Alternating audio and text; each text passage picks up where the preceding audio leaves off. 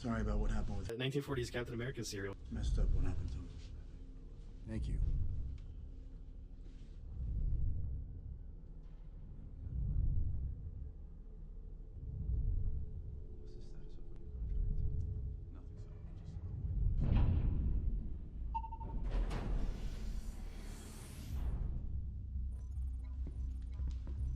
Records. Confirmed.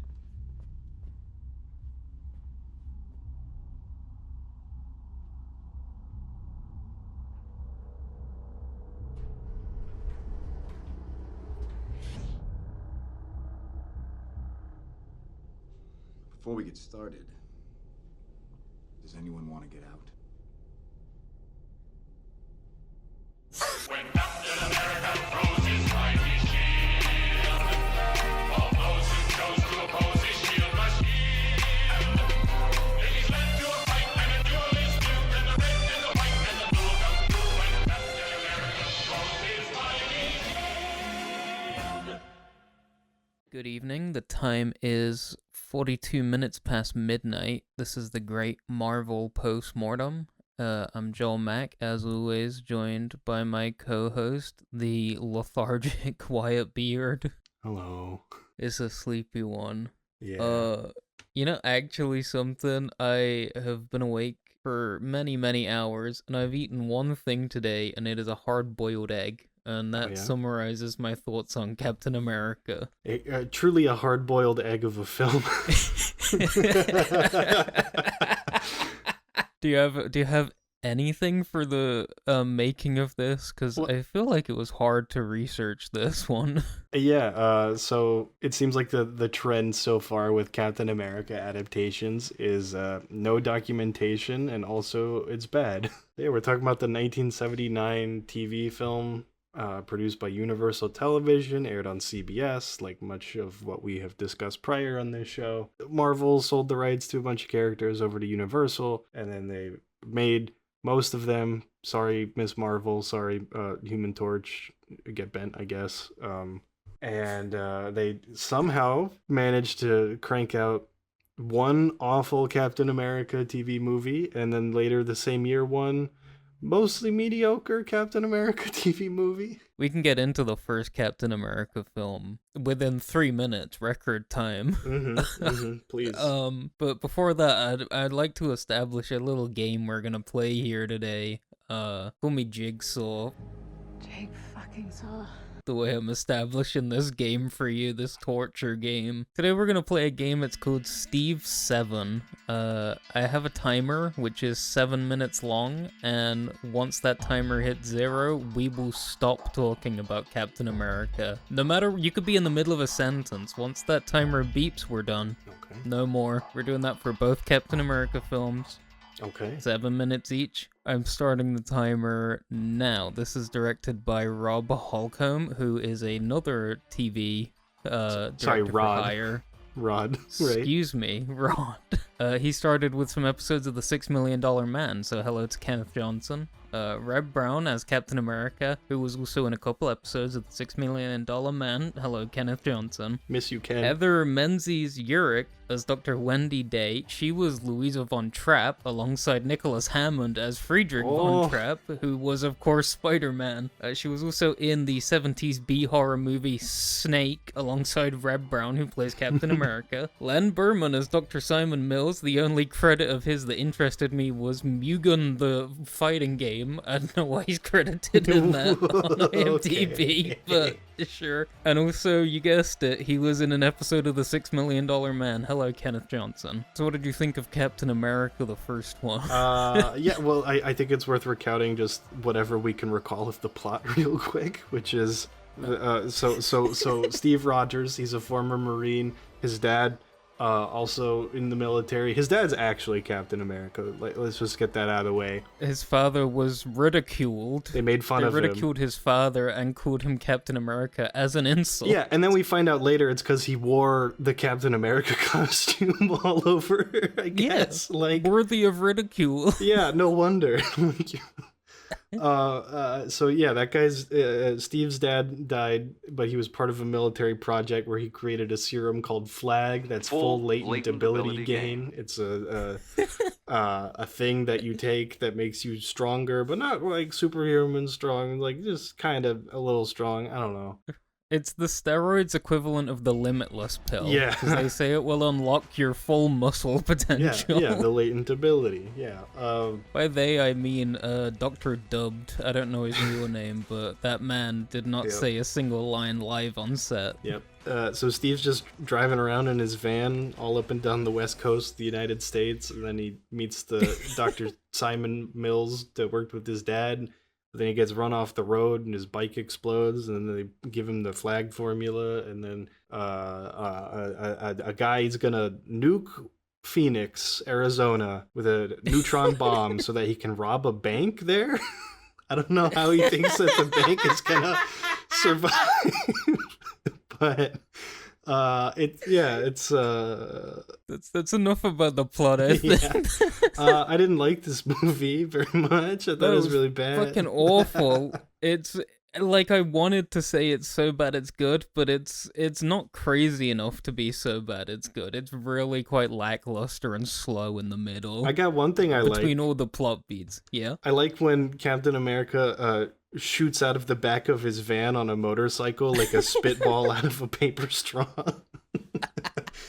That was really action figure. I was wondering if Yeah. they made action figures of this film, because that's such an action figure thing to do, is shoot out the back of a van on a motorcycle. Yeah. Steve Rogers' spring-powered motorcycle van or something. I think because this is the 70s, like action figures were not such a thing, but I will look into that after the show if there was something that kids could play with. Where are we at on This was time, the most Joel? like we've got plenty. Okay, shit.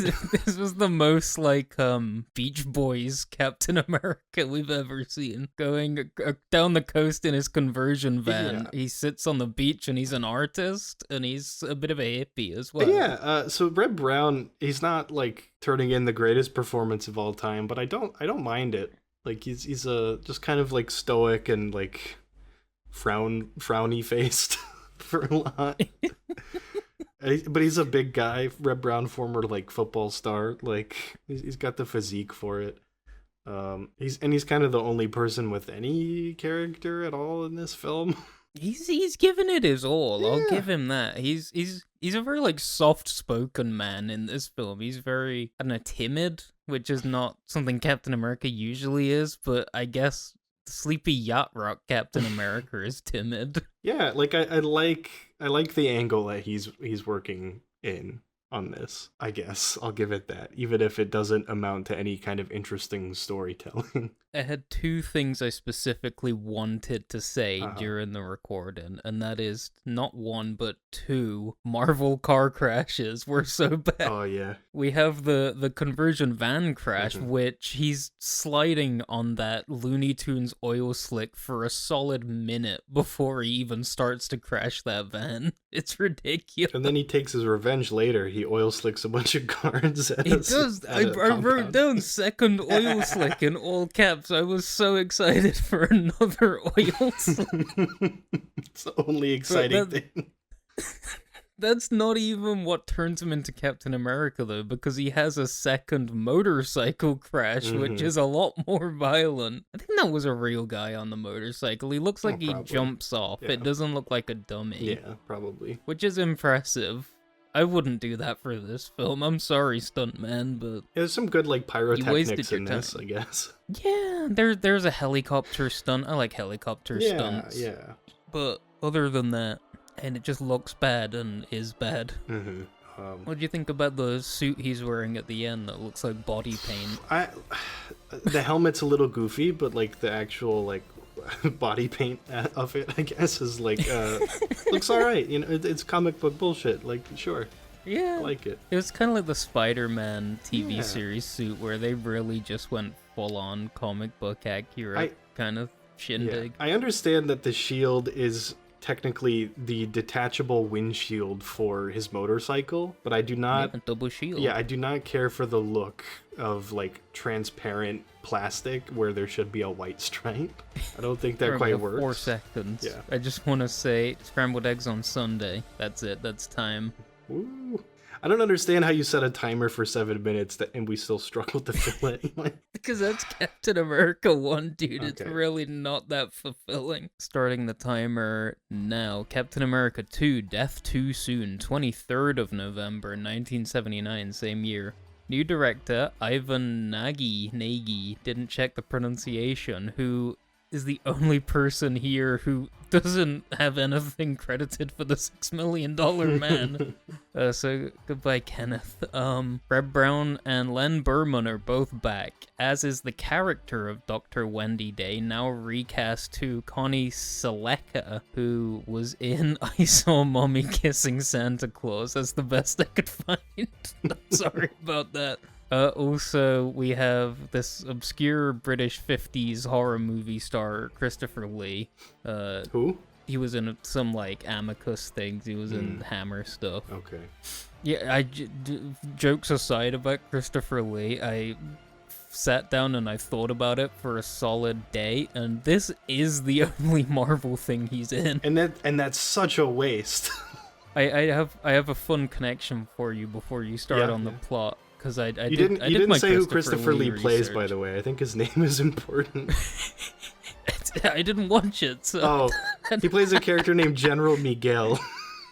Oh, Okay. Is he pretending to be Spanish? Even though he's a British man?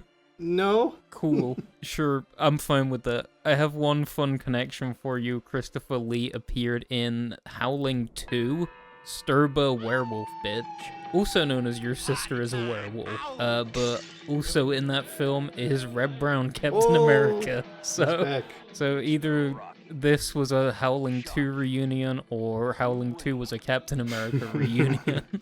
Alright, so Steve Rogers, he's back. He's working as a sketch artist on Venice Beach, drawing pictures of old ladies who are being mugged every time that they try to cash their social security checks. That's the one thing I remember, is that woman was very adamant that people are gonna rush her and steal her fucking pension. And she's right. checks. She was right. Yeah, it happens. It happens. Captain America stops it, and he says that I'm a friend to the old people. Don't do that anymore.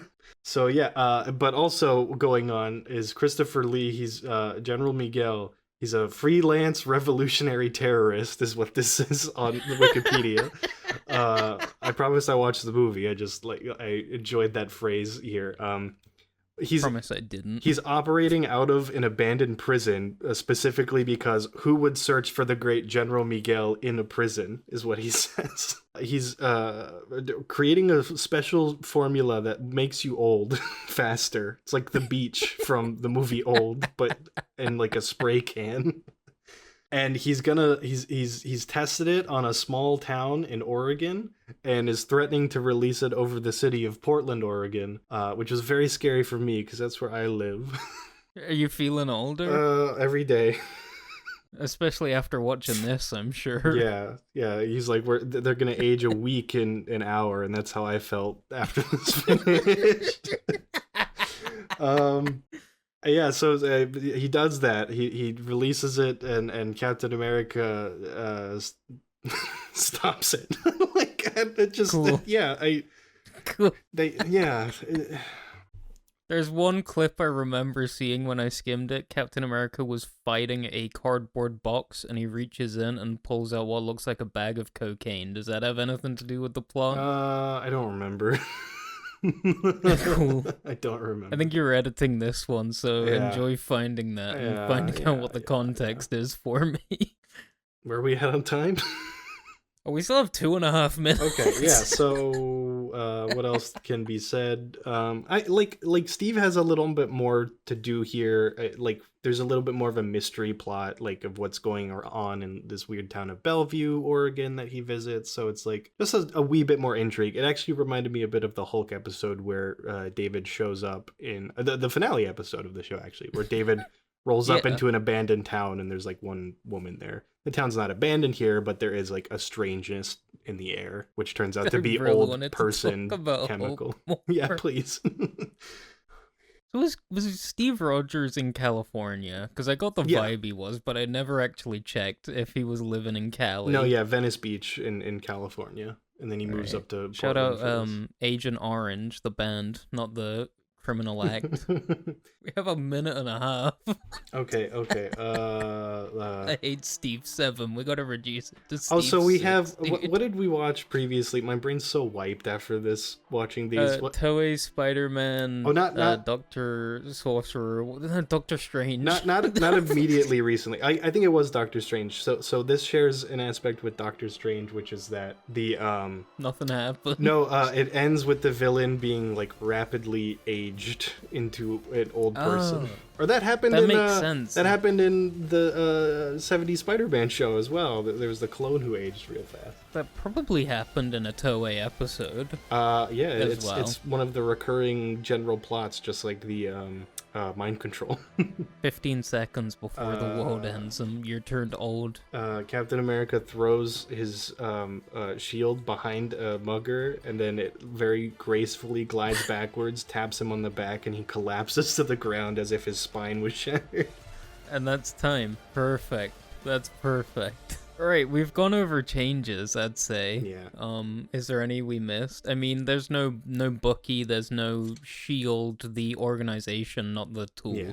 He does have a shield, but Yeah, I mean, what's interesting about the changes here is a lot of them percolated back into the comics, like giving Captain America Yeah. a motorcycle and Captain America in this though, he starts off with a dirt bike and then upgrades to kind of like a sports motorcycle. in the comics it's more of like a chopper, like a Harley Davidson Yeah, type. I figure he's a chopper dude. Yeah, like Wolverine. Really. Yeah, like Macho Man, Gruff Man. I'm Yeah. thinking like Rob Liefeld, Captain America, where he's really tall and ugly. And I don't think the Ugh. torso of that figure could fit onto any kind of passenger vehicle. there's like two levels of Liefeld Captain America. There's fat-titted Captain America from the infamous cover, and then there's like 9-foot tall, super lanky Captain America that has really long legs. Do you want to get into our favorite segment, Fun Facts? Yes, please. All right, Fun Facts, as always, is presented by a short sound clip. Wyatt has to guess where that sound clip is from. This week, Fun Facts is presented by... He's running the human equivalent of 57 miles an hour, but he's also dying. Yeah, is that the first film? Like while they're like testing out is, his yep. his abilities? Not his Oh, abilities. different guy. You're in the right area of thought, though. I don't blame you for not Mm. remembering any I of hardly, that first film. hardly remember any of it. Give it to me. Where are we? That sentence is in reference to a rat on a small running Oh, wheel right, running yes, 57 miles an hour. Yeah, that's right. But he's also dying, He's also dying. Yeah, which is a shame. yeah. You know, you gotta have Captain America's genes, the Aryan genes of a white dude, to be able to survive Limitless. They're called Levi's, Joel. That's a good bit. Good luck finding a video footage for that. Right, fun fact, Wyatt. According to Reb Brown at Comic-Con, the studios were planning 2 crossover movies. Uh-huh. Captain America and Spider-Man from the 1977 Spider-Man series, and also Captain America and Hulk from the Hulk series that we love so much. Yeah, they really almost had their own MCU on CBS with Universal Television, and I actually would have liked to see it. Like, I think this version of Cap actually would have worked as a supporting character pretty well. That I can sort of like what I'm imagining will happen with Censored in the future things that we're doing. But I get, like they kind of avoided referencing any other comic stuff in those original other series, didn't they? Yeah. So maybe a crossover wouldn't have worked. Fun fact, Wyatt. According to former Universal Studios producer Donald Jackson, cool name, He was in charge of working on a script for a Captain America reboot in 1981. The movie would have starred Jeff Bridges as Captain America. Okay. And would have primarily focused on Captain America and the Falcon, played by Clarence Gilliard Jr., in the modern day, taking on Baron Zemo, played by Alan Rickman. Holy shit. That sounds awesome. They would have also included flashbacks to the Red Skull played by Peter Fonda. Okay, wow. That's a whole lot. That's busy. Fun fact, Wyatt, according to Reb Brown, a lot of this is according to Reb Brown. I suppose he would know more than anyone, I guess.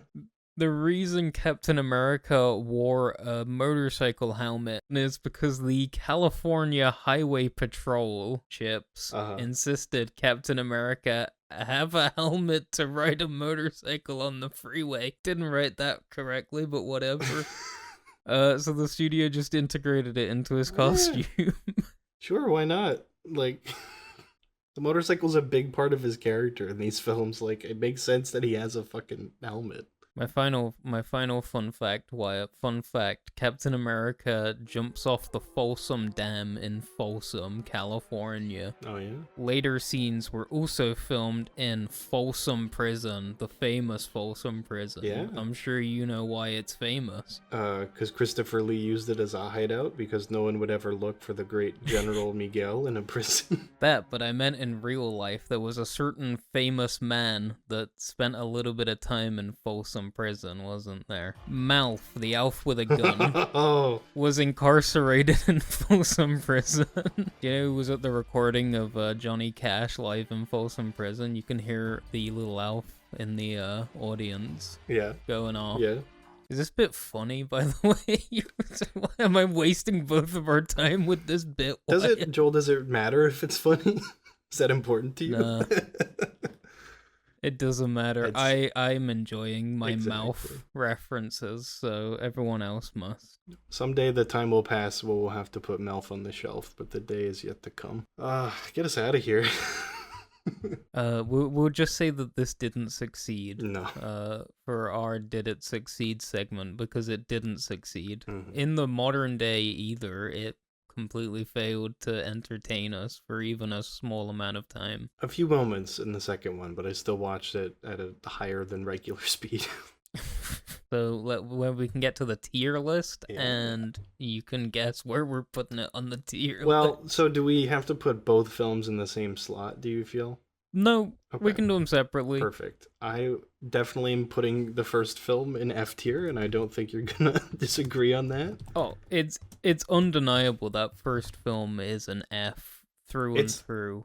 It's really the worst thing we've watched. Yeah. I guess you'll have to take my word for placement on the second since you skimmed it. Yes, yeah. I think I liked it more than the Doctor Strange movie. Are you sure? No. Are you certain? No. Well, it's D tier then. However we decide to place it in order. Yeah, it's on par with Doctor tiers are Strange. equal. Okay, then there it goes. D4, there's some moments of fun, but Dare's some moments of fun, like Dare by the Gorillas. I dare you to find something to appreciate. All right, is that the show? I think it is. Thanks for playing my game. You can take the reverse bear trap off of your head thank now. God, it's really getting sweaty and like greasy, Yeah. like oil. The key was just in your pocket the whole time. Yeah, you didn't even give me like a Like, hint. you didn't about check? it. You know, Well, what hint do you need? Do you not check your pockets? not when there's a bear trap on my head. I guess. Got other things to worry about besides what's in my fucking pocket. Well, good night and good luck, Wyatt. Good night and good luck.